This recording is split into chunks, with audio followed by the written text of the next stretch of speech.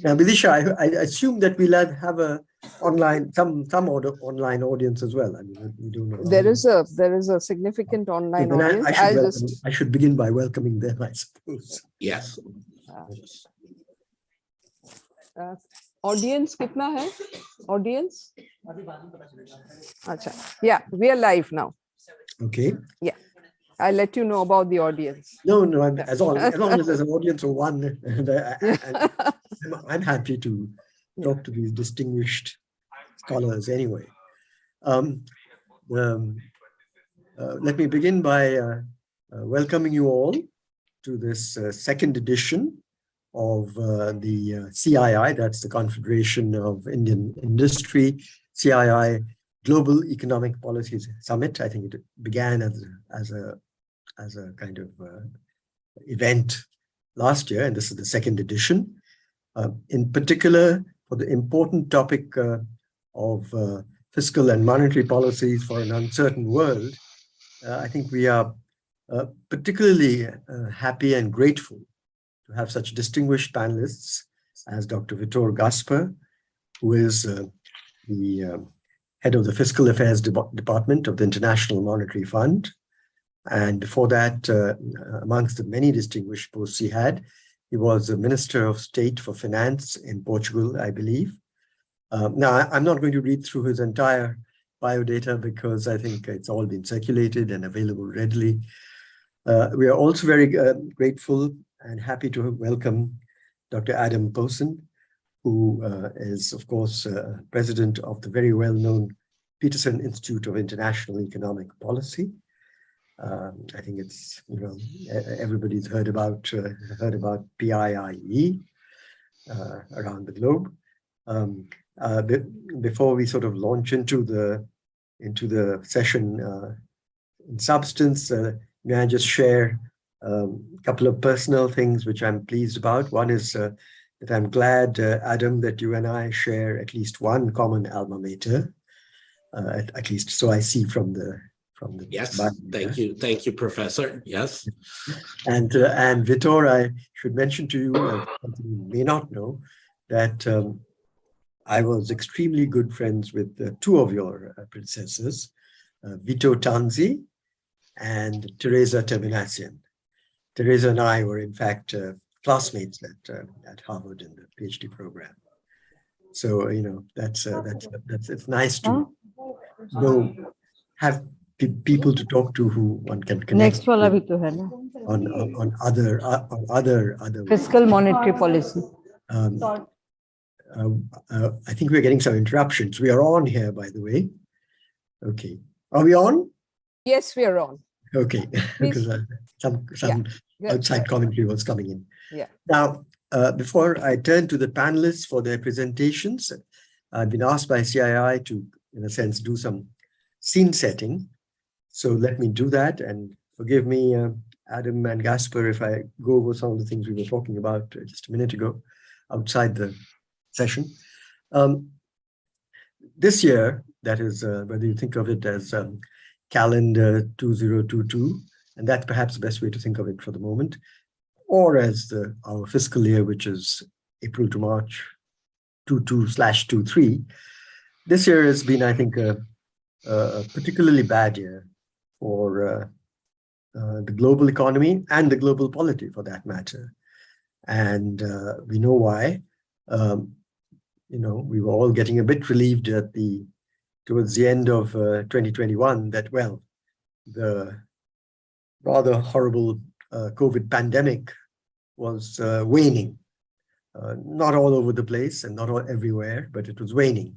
And normal life had resumed in many places. So we were, I think, getting hopeful.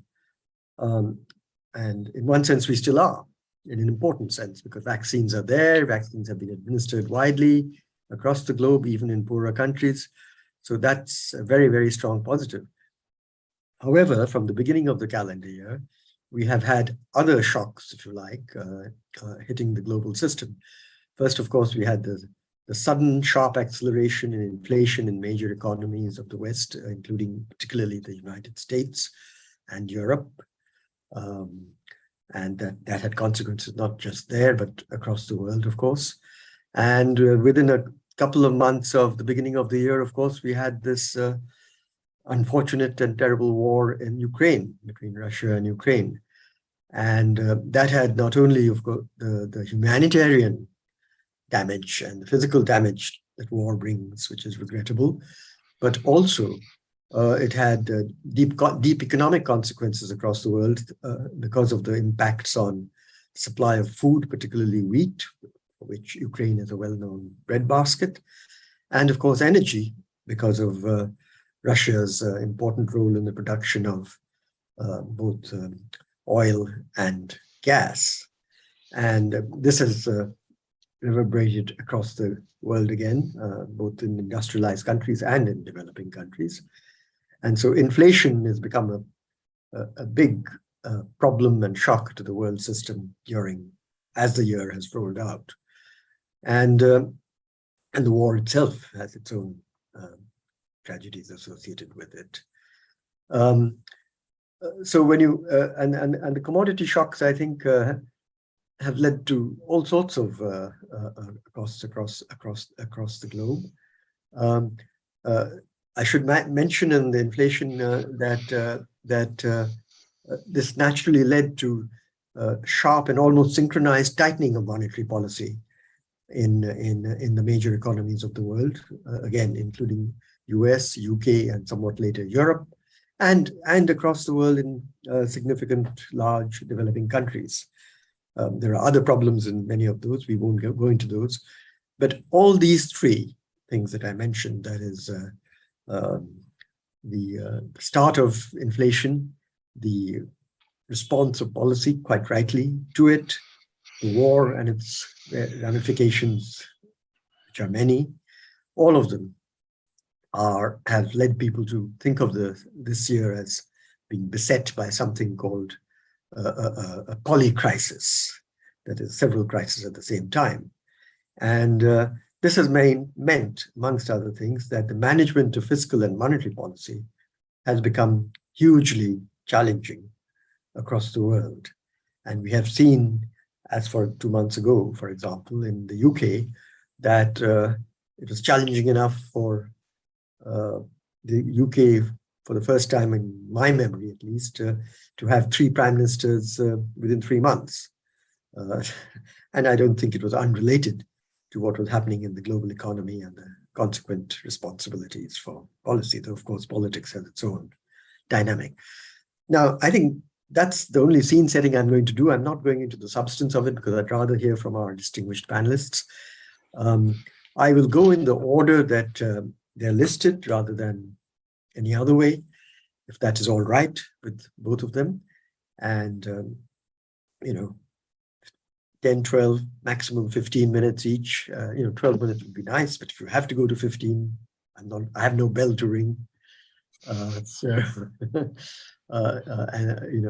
Each in turn, and then we can perhaps engage in a conversation on some of what you've said. And then, to the extent time allows, we can have a Q&A from the floor, so to speak. Would that be all right with you, Vitor and Adam? Yes, thank you. Absolutely.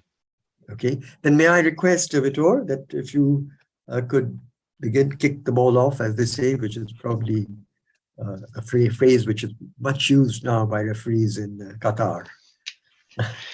With pleasure. It's such a pleasure for me to be here and participate in this CII second Global Economic Policy Summit.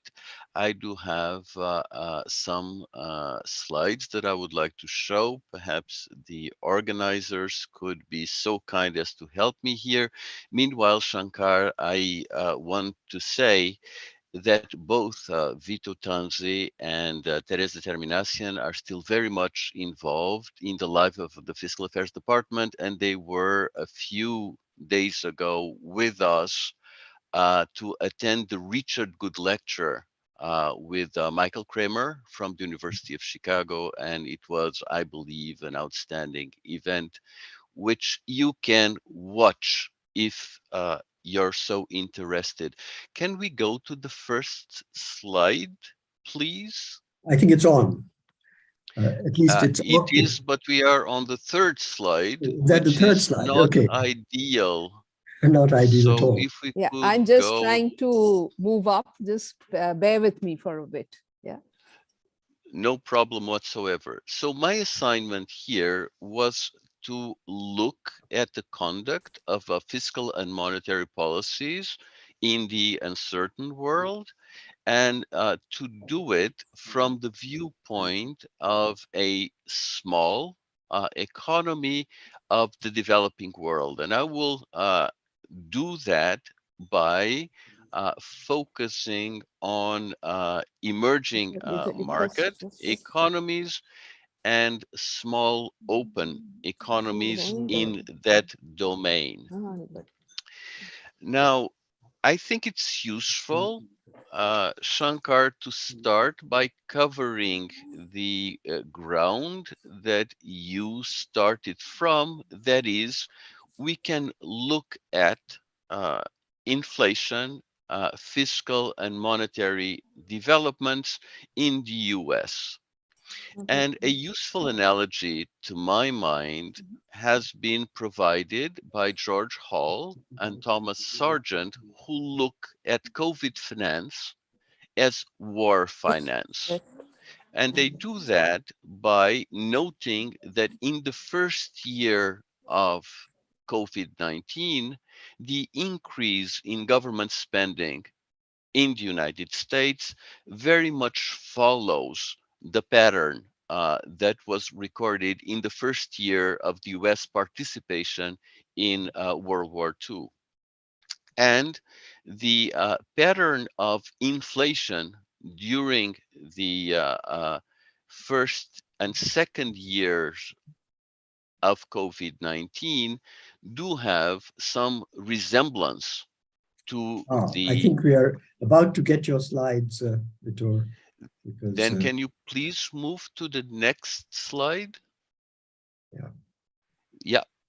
there we are. So this is exactly what I was talking to you about, but of course, it looks much better when you can actually see it. And these slides are basically recreations of slides by George Hall and Tom Sargent.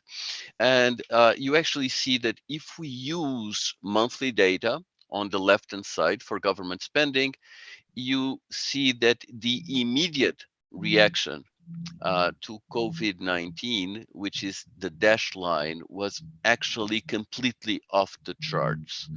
So a very strong governing spending response, very much similar to what happens in a war emergency. You may recall that at that time, the main concern for monetary policymakers was the danger of too low inflation that had been the focus of the review of the monetary policy strategy by the Fed. And therefore, the expansion of government spending was welcome not only because it supported vulnerable firms and households, but also because it did help the Fed to return inflation to target in a timely manner, in line with the monetary policy strategy as updated by the review. Now, next slide, please. Shankar, you will have also very much highlighted that we have quite a significant monetary tightening around the world, quite pronounced in advanced economies on the left-hand side, but also covering emerging market economies on the right-hand side. Next slide, please. Going closer to the exact topic of this session, we have that the monetary policy mix evolved quite substantially over time, but the relation between monetary and fiscal policy throughout 2020 to 2023 in our estimates is characteristic of very unusual times. So times that started with the pandemic, Shankar, as you said, and continued to this polycrisis environment that we're facing. But in any case, you do have in 2020 a very strong complementarity between monetary and fiscal policy, with both uh, monetary and fiscal policies loosening to a very large extent. So you see that the dots in the chart are all at the bottom left side of the picture. Both monetary and fiscal policy are supporting economic activity, are in expansionary territory. 2021 is a fascinating chart, to me at least. You see that most central banks have monetary policy on hold. The dots are very much on the vertical line, while fiscal policy moved clearly into tightening, not so much in a deliberate uh, way, but simply because the acute stage of COVID-19 was over, and so support measures were being scaled down or withdrawn altogether. In 2022, the year we're in, both fiscal policy and monetary policy are in the tightening quadrant for most countries. And that is something that is in the baseline of our fall forecasts for 2023, although the magnitudes are less than in 2022. So policy mix in exceptional times, we had a transition from the bottom left quadrant of very loose monetary and fiscal to the up right-hand side quadrant with monetary and fiscal tightening in a synchronous way.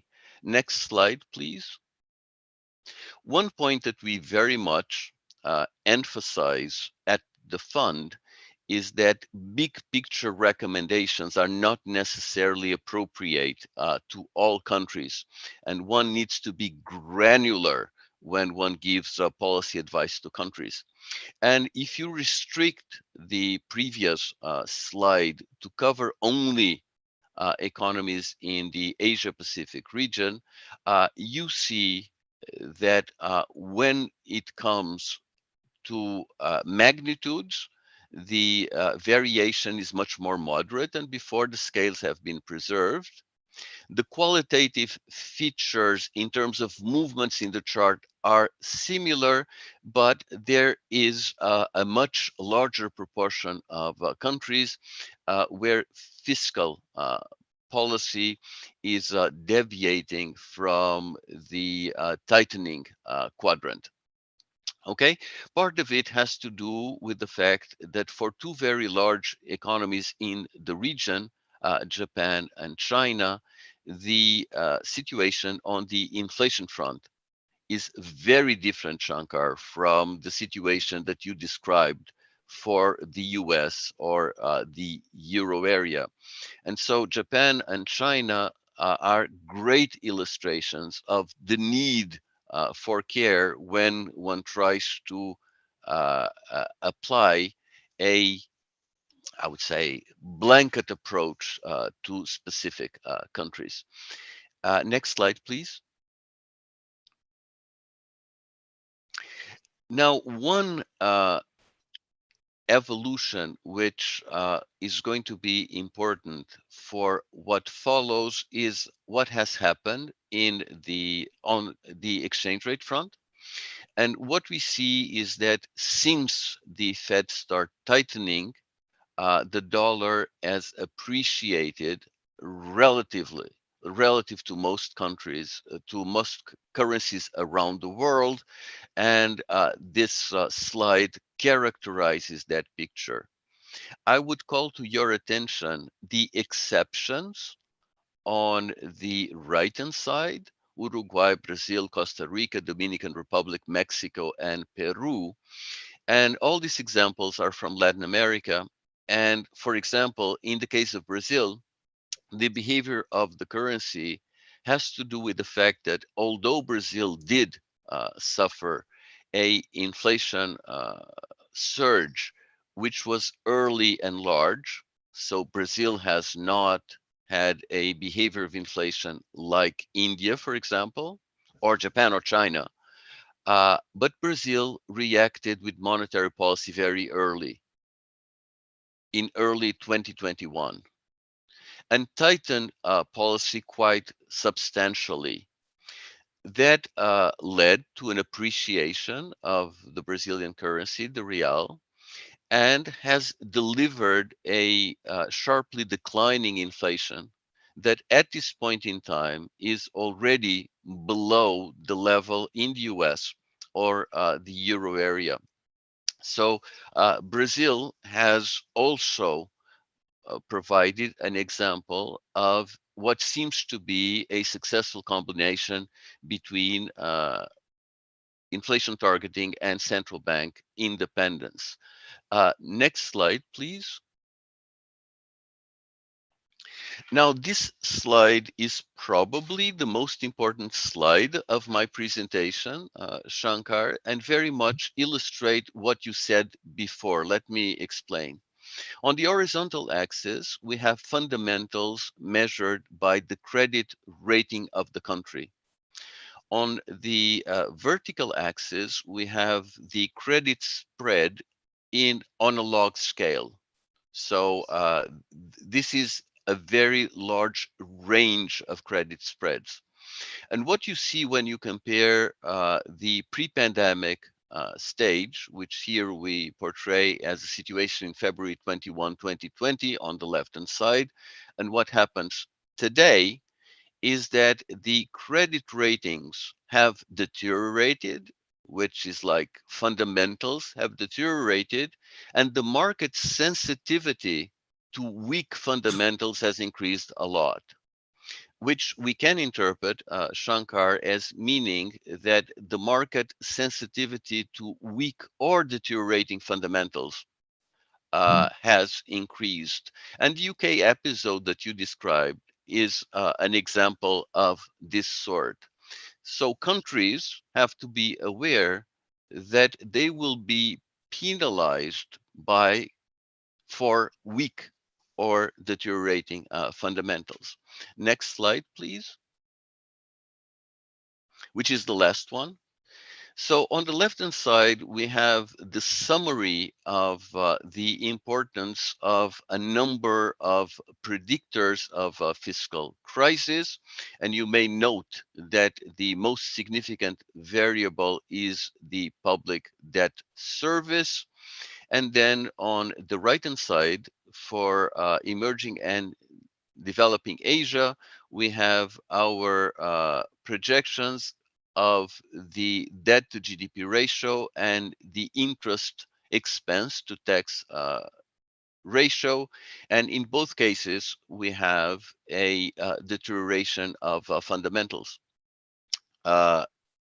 right now and in the forecast, which basically means that countries will have to navigate a situation where they're pushed, Shankar, to respond to the various stabilization and stability challenges and income support challenges that you described, while at the same time being completely aware that the situation in markets, the financing situation is dangerous, and that markets will probably overreact to weak or deteriorating fundamentals. That basically means that policymakers will have to be very careful about the way they manage this type of trade-offs, and the importance of institutions, fiscal institutions, monetary institutions is paramount, as I try to illustrate with my example of central bank independence and inflation targeting in Brazil. I stop here. Well, Thank you very much, Vitor, for the wonderful sort of cross-country picture of how things have evolved. And it's very striking how one went from one quadrant to the sort of north and east, I guess, in your setup. And I found it fascinating, and I'll certainly, if you were to share the slides on the email, I would look at them more carefully. I'd appreciate that. I'm sure others would too. And I had, well, let me hold off with just one question of, shall I say, clarification. The more discussion questions I will hold off till we've heard from Adam also. The clarification one, simply for the audience as well as myself, is am I right in thinking that when you talk about fiscal tightening, you are looking at essentially what's happening to what some people call the fiscal impulse? That it's sort of the, let's say, is it the difference between what the general government deficit was last year and compared to now? Is that it, or what is it? What is the measure, if I'm asking? So we measured it as the change over time of the overall balance in this particular case. Right. Yeah. And the reason we did it that way is that we thought that the traditional and correct way of looking at the first difference of the cyclically adjusted primary balance would be a particularly noisy indicator at this particular point in time, but by and large, you would have a very similar picture. So it doesn't matter that much. Okay, thank you. Thank you very much. Well, thanks once again for that wonderful presentation.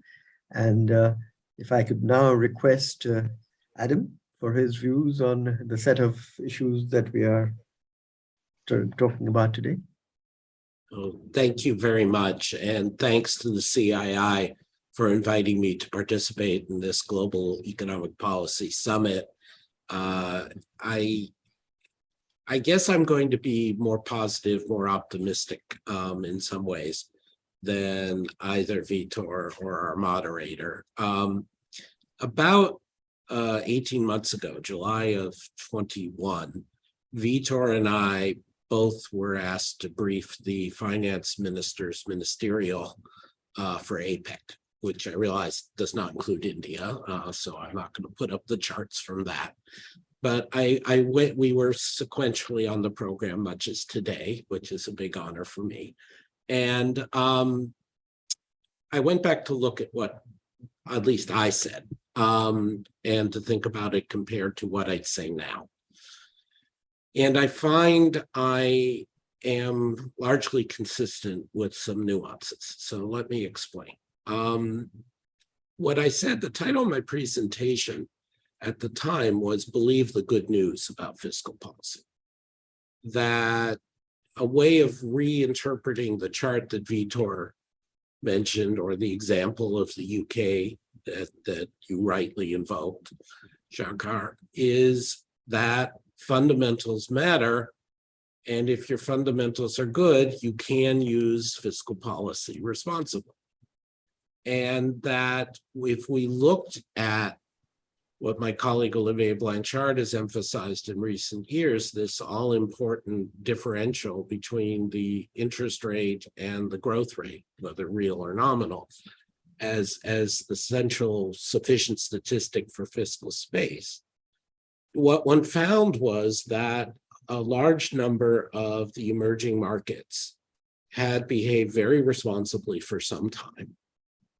India is included in that the R minus G differential was quite wide, and that this enabled these economies to engage in counter-cyclical fiscal policy as well as monetary policy without racking up huge debt or interest rate swings. And that, if anything, it seemed like the major emerging markets and a number of smaller ones in the Asia Pacific were underutilizing their fiscal space. And on the monetary side, We, of course, were in a world, at least until COVID, of very low inflation almost universally.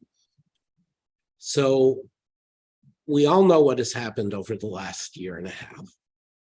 The question is, should this change our, or at least my, contentions about the good news on stabilization policy, on fiscal and monetary policy?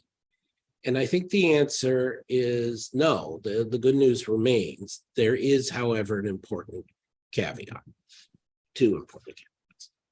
So when I look at the situation we see right now, what we find is that contrary to a lot of worries, the vast majority of economies did move into fiscal consolidation, or at least fiscal tightening, as you rightly asked Vitor to define.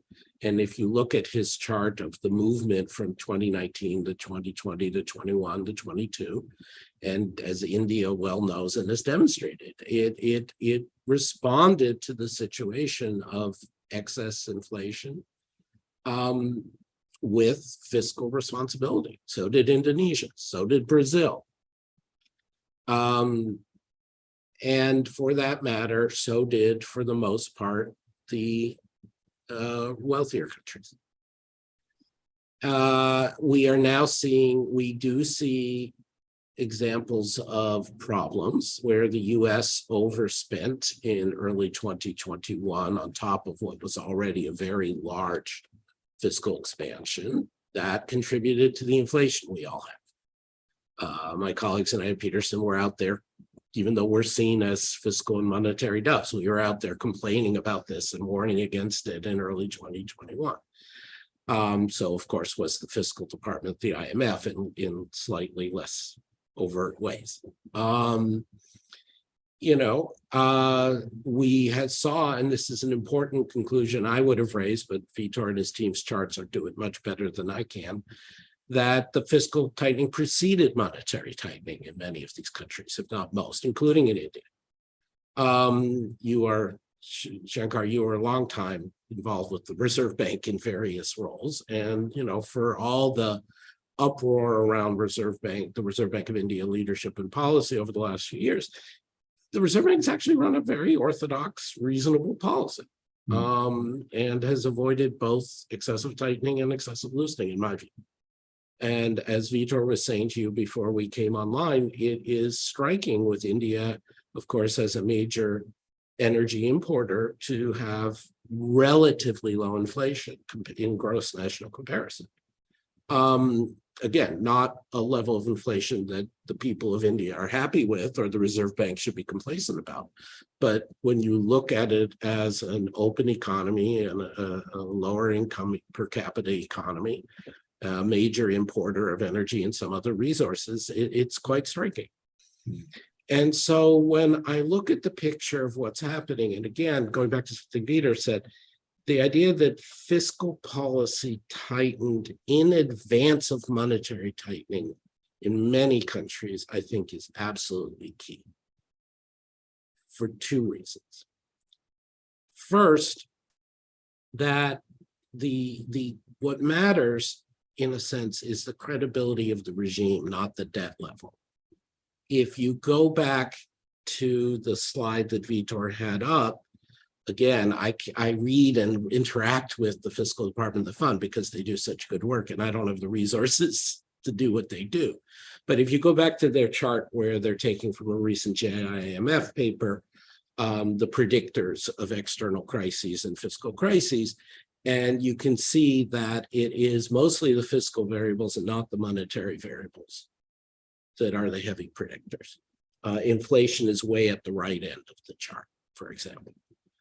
And the reason I say this is not to say inflation doesn't matter.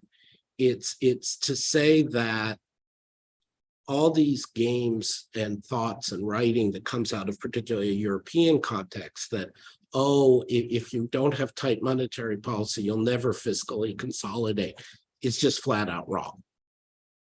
In the broader range, and we've seen this in the time series data for India, in the broader range of of international comparison, you can have an activist, even relatively above zero inflation targeting monetary policy and still get fiscal results. You do not need sharp fiscal tightening at all times or threats of that to compel fiscal discipline. And I think this is a very important point. I've been battling this with Europeans for years, but I'm very glad to say that in Asian economies and in developing economies throughout the world, we're not seeing that misapprehension. The second point why this fiscal preceding monetary, I think, is so important is it's about the regimes. And this is why our friends' very overt folly in the UK, which may have led to some bitter amusement in India, is so instructive. The actual fiscal policy that was being proposed was outrageous more for the way it was proposed, that they didn't talk about, they said, well, we're going to put out the tax cut parts first, and then we'll get to the other stuff later.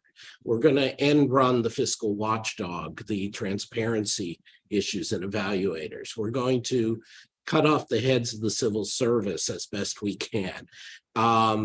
You know, it was just, the market verdict was as much about the disregard of process as it was about some sudden jump in the level. And I think, again, this is when we look at the US, to me, and again, I'm not being in an IFI like Vitor, I can be more blunt. I'm not saying he would agree with me if he was free, but just that I can be more blunt. The US is in a serious political breakdown, and this is causing genuine problems in our fiscal process. And it's not the debt to GDP ratio, and it's not a collapse of R minus G. It is fundamentally our fiscal processes are breaking down. Now, in the global context you mentioned of national security issues, of Russia's barbaric invasion of Ukraine, of tensions between US and China, as a result of US fiscal mismanagement giving way to monetary tightening, as in the 70s to the 80s, you get a strong dollar despite our fallings. And the same was true in the 70s. We had something not as bad, but we had something of political breakdown in the mid-late 70s.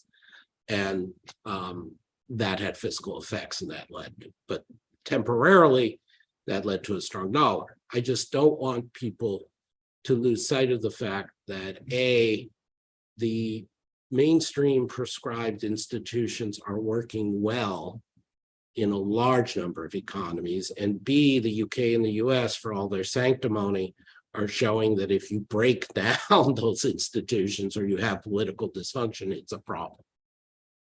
So the ability of the Modi government in India, I obviously cannot say I agree with a lot of their cultural policies, but on the economic front, you know, they have managed to run a relatively consistent policy and in line with the institutions, and that works.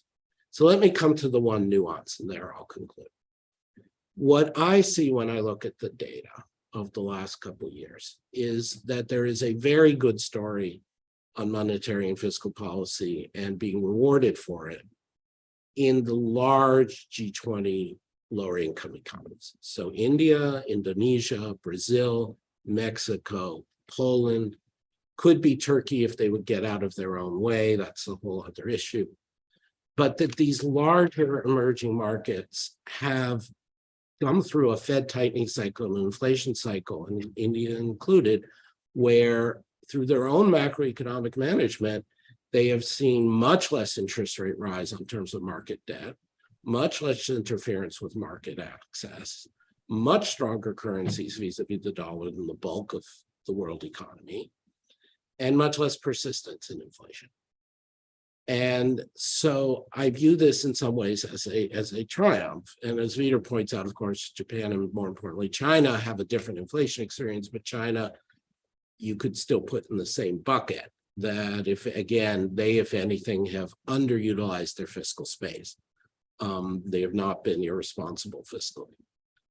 And of course, when you add up China plus Indonesia plus India plus Brazil plus Mexico and a couple others, it's a very large chunk of the world economy and of world population.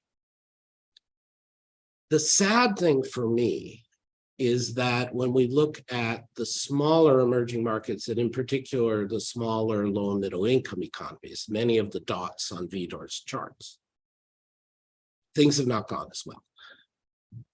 Things have not gone as well in terms of fundamentals, as you would expect for smaller and less solid per capita income economies. The shocks have been bigger. And so what we're seeing are all the things that some of Vitor's colleagues at the IMF or the World Bank or various of the multilateral development banks have been warning about, which is real debt issues and real human pain across some of your neighbors to India, Central America, Sub-Saharan Africa, and so on. And I think from a financial and a policy perspective, this is in a sense not just a bad thing and part of a bad cycle, but it's actually a slightly different problem. We're seeing a tiering, T-I-E-R, of the developing world. That the large emerging markets, including India, are being treated much better by markets, are themselves managing their macroeconomies much better, and as an accord, have been able to exercise fiscal and monetary space and counteract cyclical activism in a very constructive way. But when we start looking at Egypt and Pakistan and all the countries of Central America and many of the countries of Sub-Saharan Africa, we're in a very different way. And I think this, unfortunately, is going to get reinforced over the next few years, because on the one hand, the markets, such as they are, the markets, will be excessively punishing these economies, and to the degree that they want to stay in EM investment, they will stay in these larger economies, including India. And at the same time, and we see this, in my opinion, in the G20, we all know what is happening, but if Brazil and Indonesia and India and Mexico, et cetera, are not in trouble, as it were, and therefore the systemic risk to the Western financial institutions is limited, there's actually less motivation for action to help the rest of the developing world. So in the broad, intellectually, in terms of policy advice relevant, I hope, for your audience with the CII Global Economic Policy Summit, we actually have a good news description in two ways. That things are actually not that different than what we thought they were, that policy activist and countercyclical policy is doable and works well. And in particular, India is benefiting from this. But that there is this tiering of the developing world from the point of view of both macro space and markets that I think is likely to persist, and that unfortunately, given the way the G20 and the financial system works, is going to be reinforced. Thank you very much. I see I've pissed Vitor off, or excuse my language. I see I've provoked Vitor in some fashion. Well, if Vitor would like to be provoked straight away, I won't intervene. But thank you very much, first, Adam. First of all, I want to thank you for covering a lot of ground, and I think most importantly that this, if you like, a reasonably good conduct card for some of the larger developing countries that I think you and I would say Vitor also handed out from your different vantage points is very heartening and salutary, because I think living in any one of these large countries, that I can only speak for India, and as a sometime columnist, one tends to always look on the darker side and say, look, I mean, if you don't do more fiscal consolidation, you're going to get walloped and all this sort of stuff. But what you're saying is that actually the record is not really that bad. And in fact, it's quite good given the nature of the challenges.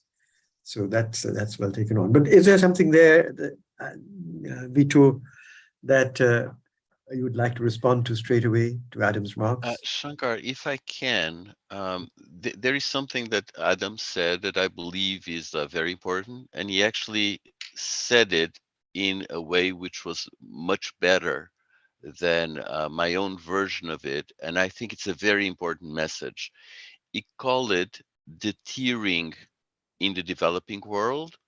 He referred to a smaller countries, larger countries divide.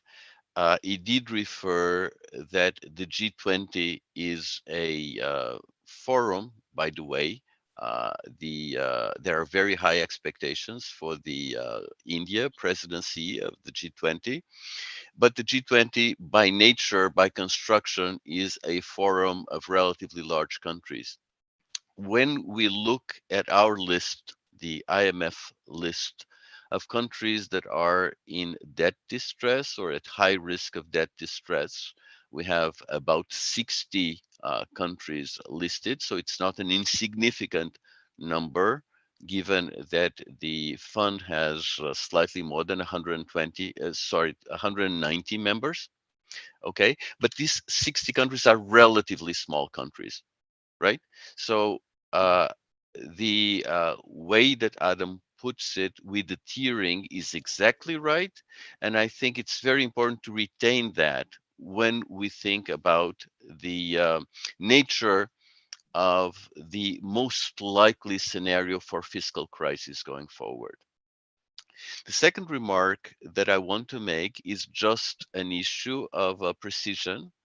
In the paper that I'm quoting from Moreno Badia and others, the predictors of fiscal crisis in emerging markets are in order: the public debt service, the crisis history, the public debt, the external debt service, the current account, inflation, and capital flows. That's kind of like at the top. Interestingly, using this methodology, R minus G is very much at the bottom of the ranking. It is not a variable that has predictive power for fiscal crisis. The point is that when you have public debt service and external debt service, clearly there are important links with monetary policy through interest rates and through exchange rates. Monetary policy and fiscal policy are very strongly linked through the government's budget constraint. My last point is to, I believe, disagree with Adam when it comes to India in the following sense. If I were to characterize what is the main challenge for fiscal policy in India, I would say that the main challenge is for fiscal policy to play fully its role in the growth and development of India. And given the size of the development challenge in India, given the importance that the energy transformation will have also from the viewpoint of climate change and global warming, the need for financing is very acute in India, and the fiscal framework in India must adapt to those growth and development imperatives. And that likely will require an institutional response, very much like what was done in the central banking front, again, with inflation targeting, something equally lasting, equally long run, equally institutional building. It seems necessary on the fiscal side for India as well. And I stop here, and I hope I've been able to provoke Adam enough. If I could just quickly, I'm not going to debate India. I will defer to Shankar and your team's expertise, Vitor, although I hope people know I wouldn't just say nice things because I'm speaking to Indians. But I would like to, I'm happy we agree on so much, and I appreciate your precision. I just want to pick up on two things that I think go together, which is the less importance of R minus G, I think, is not so much that it doesn't matter, but that it says what I was trying to emphasize, that the process matters, that the fiscal politics matters, that the fundamentals outside matter. And so the non-prediction, predictive power of R minus G as a shorthand for fiscal crisis, I think is totally reasonable. And we've published things by Peter Orszag, Rubin, and Stiglitz on this point, that you can have jumps in interest rates for reasons that have nothing to do with that.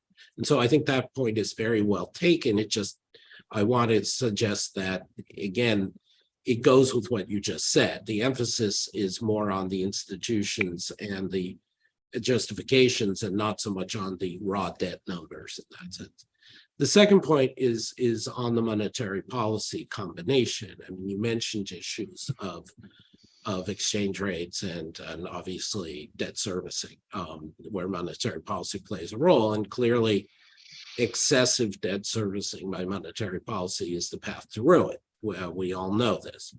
But again, what I want to emphasize is there is no evidence that aggressively tight monetary policy is either necessary or sufficient for fiscal discipline.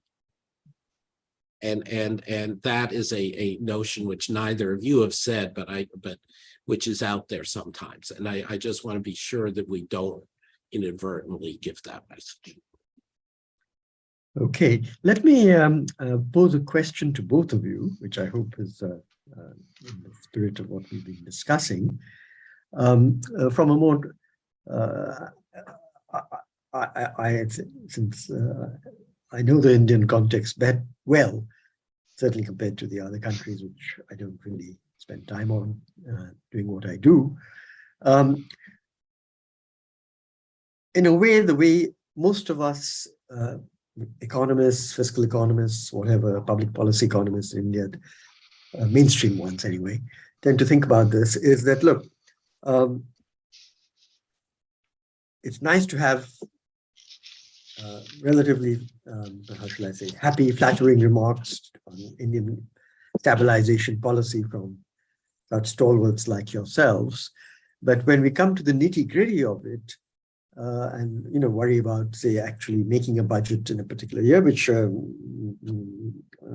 my friends in the finance ministry are now engaged in the central government, since the budget gets presented on February 1, and that's not that far away as we approach mid-December. That is that if one looks at just the pattern of what's been happening to the general government deficit, which includes, of course, the states in India, who are important players in the federation, it goes something like this. I mean, just a rough number, so you have the year-by-year trajectory.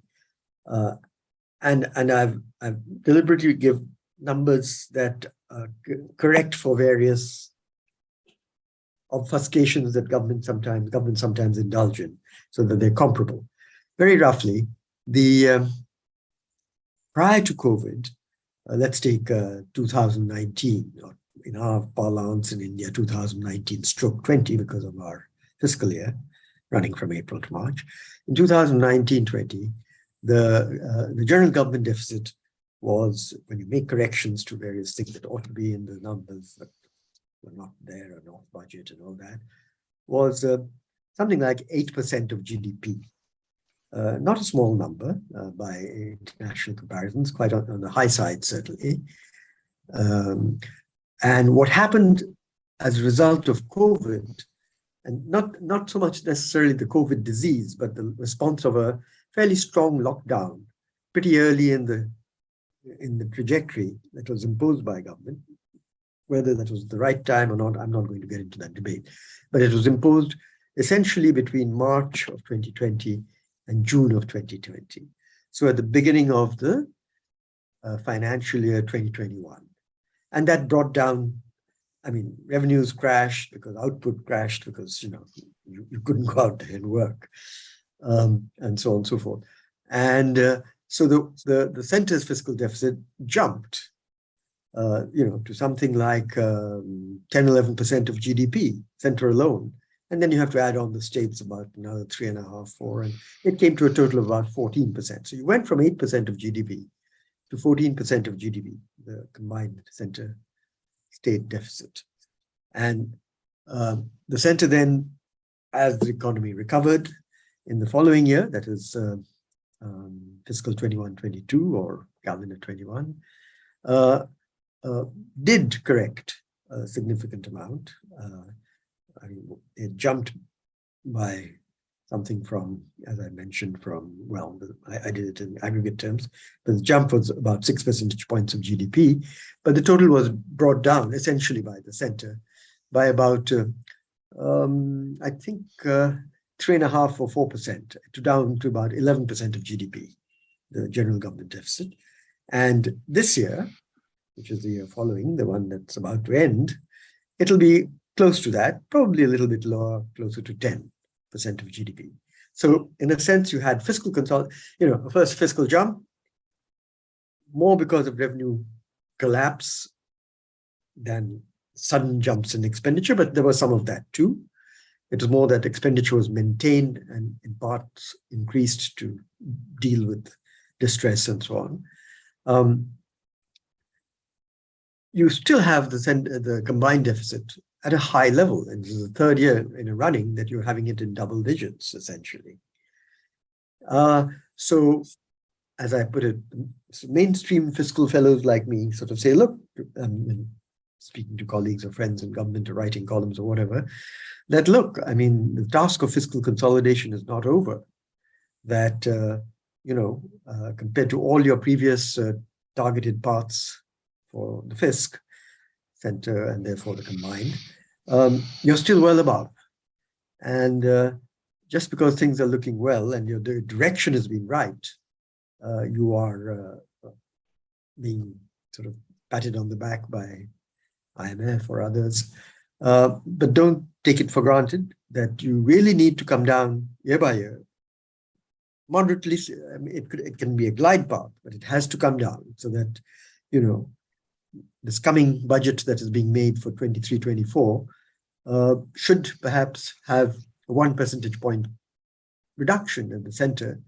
The states, given the situation, may not be able to correct, but at least you'll be bring the combined or general government deficit down from 10 to 9. Now, are we wrong? Are we looking at it in the wrong way? Let me ask you, Vitor, first, since you represent its mainly fiscal institution. Shankar, thank you so much. So if we go back to the latest published forecasts by the fund, our baseline for India is very close to the normative scenario you describe. So we do have a very sharp increase in the primary deficit and a jump up of the public debt ratio by about 15 percentage points of GDP in the first year of the pandemic. A subsequent correction in that path, and going forward, we have a slight process of normalization of the budget position with a medium term primary deficit in the October forecast of about 2 percentage points of GDP. Now, Adam will be happy to learn that India is a country where the very famous R minus G has been consistently negative, And so before COVID-19, Shankar, in our forecasts, we had a very slowly declining public debt to GDP ratio at less than 70% of GDP and coming down about 0.5 percentage points per year. In our fall forecasts, we did have the fall in the public debt ratio in 2021 associated with strong growth and the increase in inflation. And then basically in our projections, the public debt to GDP ratio would stabilize. So as such, the position is not the position of India in terms of public finances is not problematic. But in our view, India would be well advised to continue to upgrade its macroeconomic institutions, as it has done with inflation targeting on the monetary side.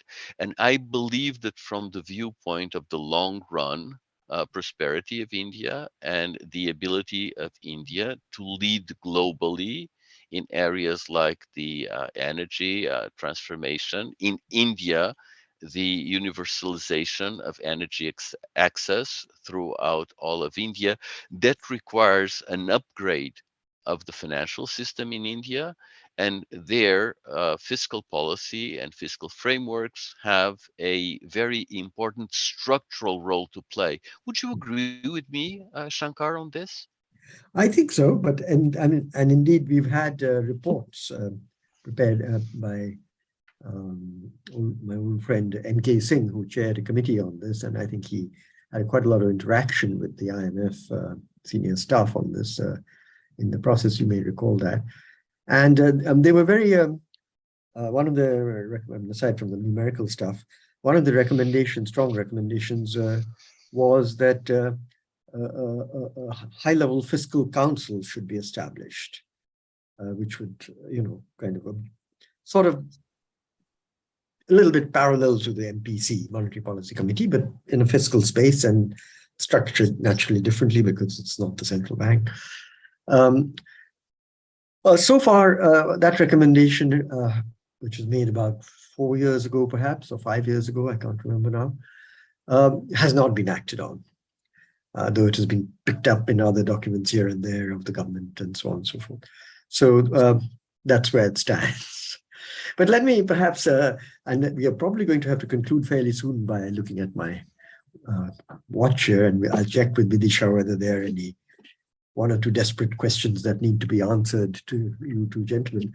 But before I do that, the way I put it, my poser, as they call it here in India, how do you react, Adam? I mean, is further fiscal consolidation from a high level, I mean, looking at now the deficit and recognizing that the public debt ratio and the government to debt ratio is still at pretty high, 85 or so percent. Would you say that it's okay and that some consolidation is still due? Or so Shankar, I know we're out of time, so let me just be very blunt and quick. It matters more what you spend it on than how you spend it. Okay. And if your fiscal council can help with that, yeah, great. And that's where I agree with you and Vitor, that there are huge challenges ahead for India inherently, and from a global perspective, having to do with climate, with food, with migration, with social justice, that will require expenditure.